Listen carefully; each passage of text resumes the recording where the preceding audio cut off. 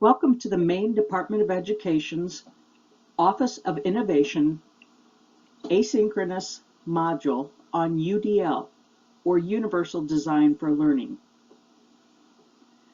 Perhaps Cornell University, in their Innovation Center for Teaching and Learning, states it most clearly. Universal Design for Learning is a teaching approach that works to accommodate the needs and abilities of all learners and eliminates unnecessary hurdles in the learning process. This means developing a flexible learning environment in which information is presented in multiple ways, students engage in learning in a variety of ways, and students are provided options when demonstrating their learning. Universal Design for Learning advocates for accessible and inclusive instructional approaches that meet the needs and abilities of all learners.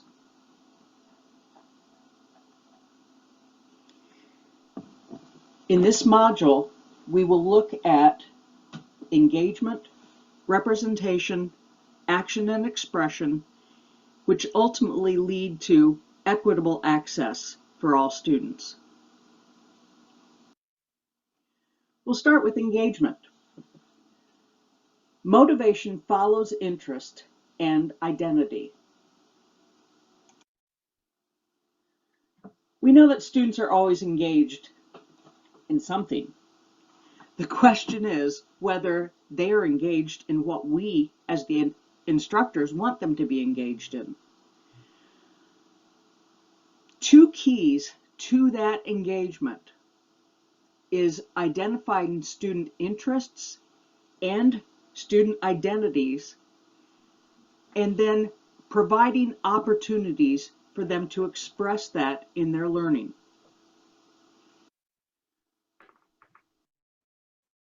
A quote from STEM Teaching Tool Practice Brief 89, I think, sums it up very nicely. Building on identity and prior interest in instruction is just as important as building on prior knowledge. So, we'll start with interest. How do we pique a student's interest? How do we get them to engage with a particular topic? And how do we discover what student interests are? I would suggest that there's probably nothing more important in teaching than building relationships with students. For some, that will come very easily. For others, it's a little bit more work. I worked with one teacher when I was starting out who took index cards on the first day of school and asked students to write something about themselves. I would often ask students to jot down something that would identify, if they were not in my class at that point in time, what would they be doing? What are those key interests, outside interests, that would have them engaged? And I would tell them the sky was the limit, that I would want their honesty, that nothing was getting reported out, but it was a way for me to begin to broach that understanding of who the students are. And as students were filing into class or between tasks, I would listen closely and to their words, to the way they spoke with each other, to the stories that they shared, both with the entire class and with their smaller groups, and look for those nonverbal cues. The idea is to really get to know the students. When it would come time for writing assessments, I would often take those little tidbits that were not in any way going to be an embarrassment to students, but I would take little tidbits and I would write or craft questions and problems that would draw those students into the problem. The story would be written about the student. And when a student would get a test, or every time I passed out a test, students would quickly flip through to see if they had been identified in the test, to see if they had made this particular unit's problems. It was always very engaging for students. So what we're going to do at this point is look at 3 modes of engaging students by their interests. The 3 videos that are going to follow are set up specifically for different age groups. So we'll start with pre-K learners, we'll move on to upper elementary, and then follow that with middle and high school learners.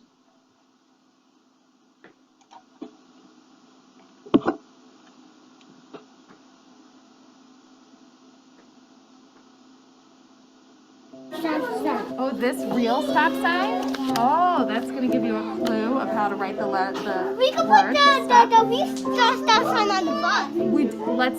Let's make a stop sign for the bus. Emergent curriculum is often born from the questions, interests, passions of young children. The curriculum responds and changes depending on the interests of the children. We have about 48 learning objectives that we address throughout the school year. If I think about building a house, I look at those learning objectives. That might be my foundation, my 2x4s, the frame of the house. But the children decide on the content. Hello? It's me, Victoria. What do you need? I need to make another walkie-talkie. The children decide on what color we're going to paint the house, what furniture we put inside of it. That's driven by the children. There's shampoo. There is shampoo. Our dramatic play area changes quite often. It has been a pancake and waffle restaurant. It's been a veterinary clinic. It's been a doctor's office. It becomes whatever the children are interested in, and we tend to work on it and develop it together over time. If you want to help me make a list of what we need for our barbershop or our hair salon, come on over and sit down with me. So about a month ago, the children started noticing some similarities and differences in their hair. The texture of their hair, the color of their hair, the length of their hair. So I read stories such as Hair Love and Even Monsters Need Haircuts.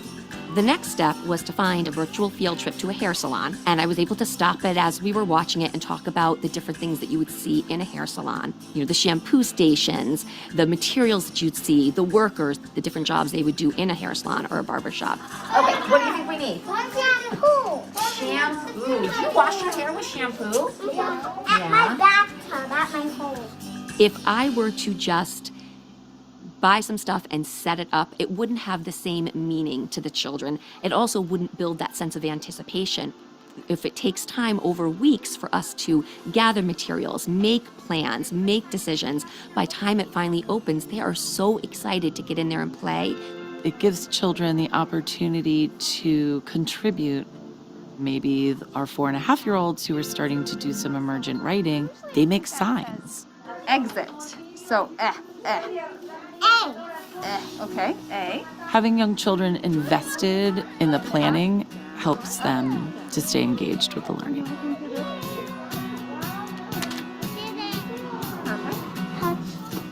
We added yarn over our sensory table so the children could practice fine motor skills. That's one of the objectives for development and learning in our curriculum. They could practice with scissors, they had to open and close barrettes, wrap elastic bands. Are you waiting for an appointment at our barbershop and our hair salon? Do you want to go ask her if she wants to do your hair? Tell her you're ready for an appointment? I'm ready for an appointment. The children are now very happily playing, taking on the different roles of being a customer, being a stylist, being a barber, learning to share the materials and take turns with the different roles. Dramatic play is very, very important for children. It brings up so many different situations where we can stop, we can talk, we can problem solve, and we can work through situations. Do I want to be the customer? Do you want to be the customer? You do? All right. Do you want to come and sit down? And someone will take care of you? Because we change our dramatic play area based on the interest of the children, A clipper. A clip or a clip? Don't. they are much more invested in playing there.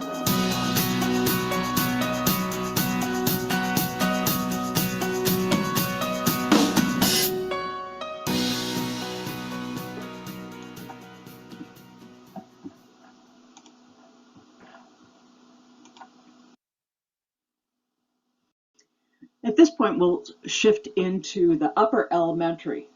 But notice how the students in that last video really took ownership in their learning. And while they really helped to drive the direction of the instruction, it did not take away from the learning objectives whatsoever that they were trying to accomplish in the course of that first year of schooling. Now we'll take a look a little bit at, and this is a short video, that looks at incorporating student interests into lessons.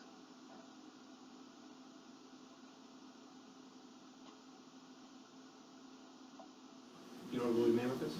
I have always believed in the model that you have to be a very, very disciplined teacher to actually educate our kids. And sometimes people will say, okay, yeah, you need discipline, you need to be able to control and manage your classroom. While that is true, part of the discipline is building relationships with your kids. And it could be as simple as an interest survey. Getting to know your kids on a personal level can help you not only manage your classroom, but then teach them the skills that they need because they're going to be engaged in the learning. One particular child in the 2nd grade loves to listen to rap music and can dance the robot. If you know that, that can be a very powerful tool when educating him. Throw his name into a math problem and include robots in there. If he gets it right, let him do the robot in front of the class. All right, giving you that strategy because it actually worked this year. Especially with some of our more difficult kids, because sometimes we label them as very difficult. And the more difficult they are, and the more we get frustrated, the more we just want them out of our classroom. While we need to set high standards for our kids and we need to hold them accountable for their behavior, sometimes we are so quickly to get them out of their room that we forget that they are children and they're individuals and they have interests. And sometimes learning an interest can take a problem and quickly diffuse it for where they're now eating out of your hand because they know you've taken the time to learn that they love the Atlanta Braves. Or they don't have any other skill besides being able to rap a song. Okay, so now I'm going to have you write a little blurb in your notebook and I want you to try to rap that for me. Because Lots of noises, plural, okay. I love that concept that we're going to, again, introduce what we know about those students and let them express themselves in ways that address their own strengths. Again, the emphasis on building relationships. And finally, at the middle school, high school level, I offer this 3rd video.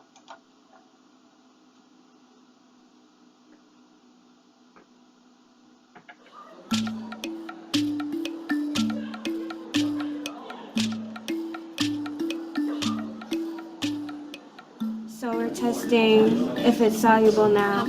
We'll test conductivity, density, and then make a data table after. Okay, I feel really good about what's happening in my classroom. The students are really engaged. I don't have as many students off task because they're really interested in what's happening in the classroom.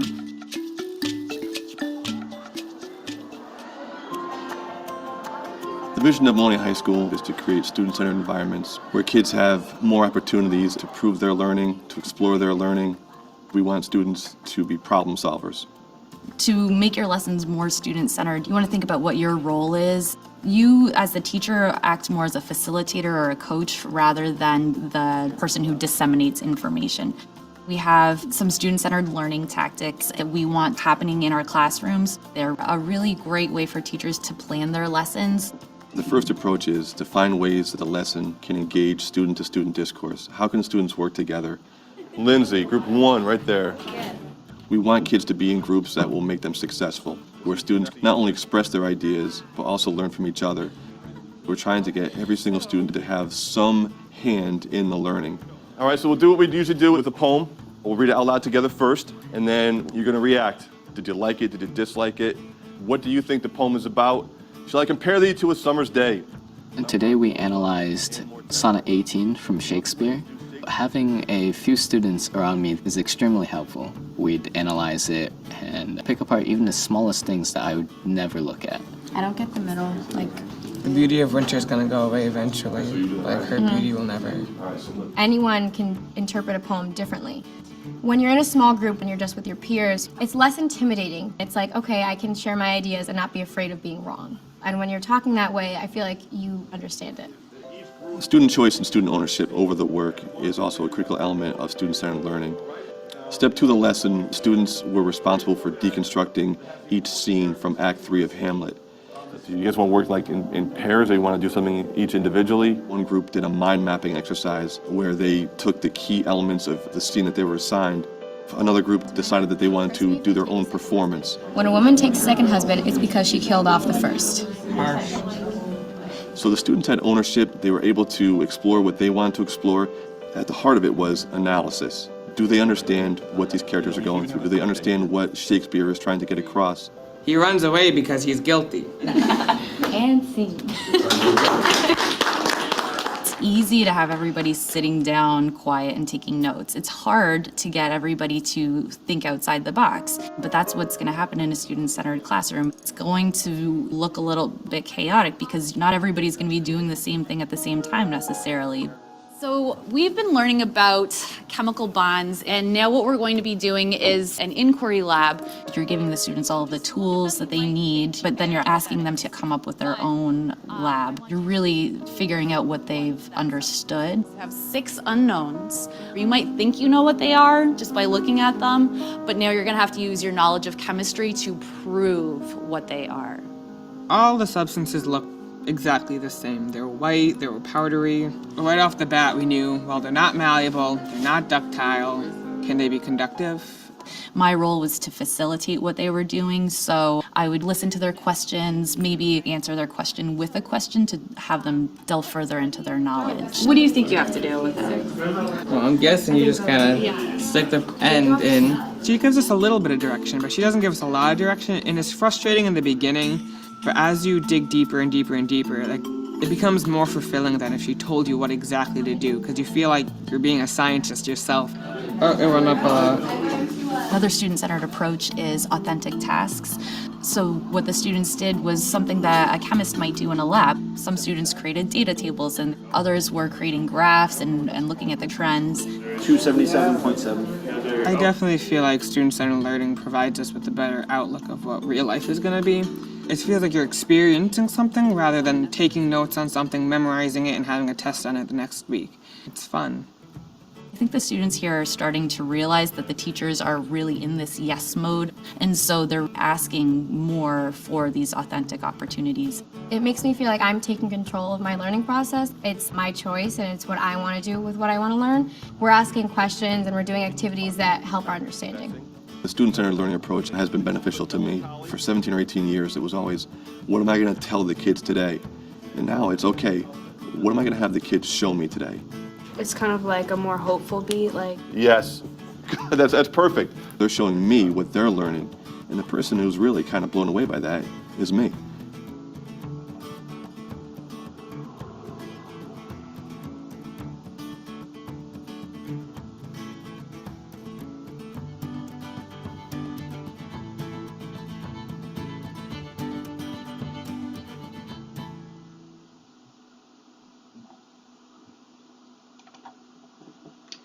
I love the fact that this demonstrates a science classroom where students are not following a step-by-step cookbook approach to solving problems. It's not just a lab, a preset lab set up to verify things that are already known. The students are thinking like scientists and starting to figure things out. The collaboration in the English classroom that was modeled in there, again, gives students a chance to discuss ideas with each other, to go deeper with their thinking, to explore ideas that maybe they would not have considered if they were in and of themselves. So we talked about the importance of interest. The other aspect that is really critical to engagement is identity. So we recognize that it's a rare student who doesn't want to think or talk about themselves. So what we're recognizing is not only who they are as an individual, but how they fit into that bigger picture or that bigger identity, that, in a sense, cultural piece of their existence. So in this case, we're referring to helping students find in themselves and develop a greater empathy for themselves and for their peers. So we would recommend that you look at the Edutopia articles on creating an identity-safe classroom, and also look at the one-pager, How to Create Identity-Affirming Opportunities. And then watch the Karen Pittman video on the next slide.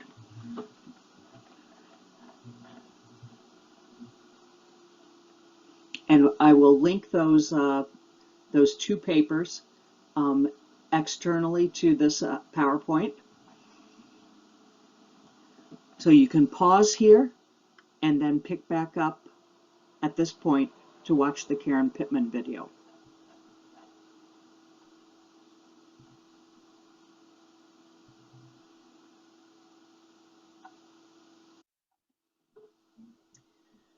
All right, so assuming that you've had a chance to read those two brief articles on the previous slide,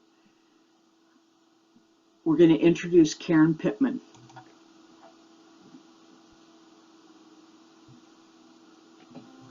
Young people's racial and cultural identities are critically important. And we have to acknowledge that the way we have set up opportunities for learning and development are not always respectful of the diversity that we have in this country.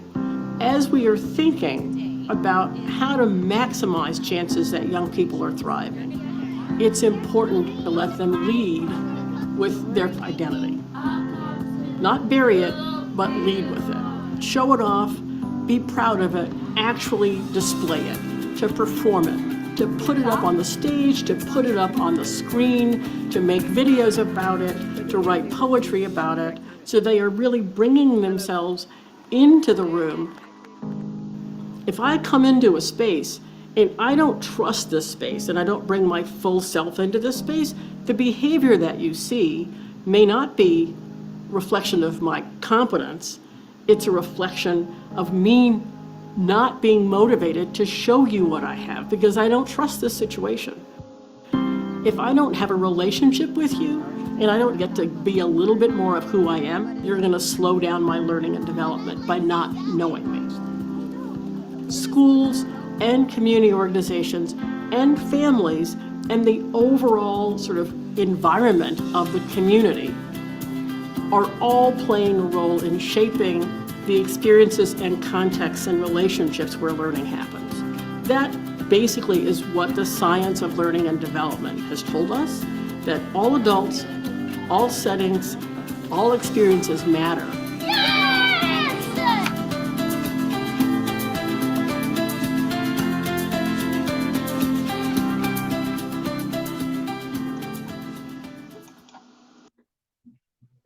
Edutopia has just done a great job looking at these two keys to engagement, interest and identity. And that's why we wanted you to look at those brief videos, that brief collection of videos that largely come from Edutopia. So it is not a matter of ignoring or trying to fit all students into a cookie cutter model and treat them all identically in your classroom. It's a matter of treating them as individuals, recognizing their differences, lifting up those differences, and helping them to embrace their differences. So in this, it becomes imperative that we, as the educators, examine our own biases, whether they're explicit or implicit biases, because those biases unknowingly seep into our classrooms. It is that environment that we create in our classrooms where individuals and their differences are visible, recognized, and valued. And when students feel that they are visible, recognized, and valued, they in turn will develop tolerance, compassion, and a sense of belonging. That sense of belonging is essential for bringing a true openness to learning and readiness to learn in your classroom. So yes, if you're a high school teacher and focused on content, it is not at the expense of building those relationships. You can only move into content once you have established those relationships and once you have given students the opportunity to identify their interests and their identities.